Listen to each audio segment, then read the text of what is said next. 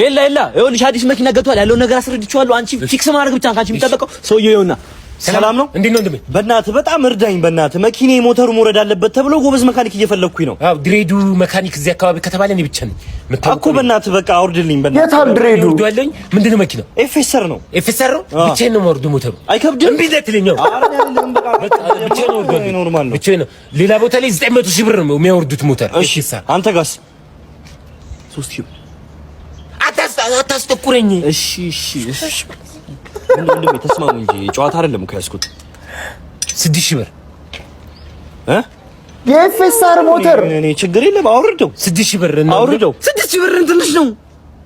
7000 ብር እሱ ምን ነው? ቆይ ወንድሜ ምንድን ነው? እንትን መፍቻ ያቀብለኛል። መፍቻ ያቀብለኛል። በቀን 6000 ብር። አይ እናንተ ጨዋታ አረ የላ ጨዋታ ነው ያዛችሁት። ይቅርብኝ።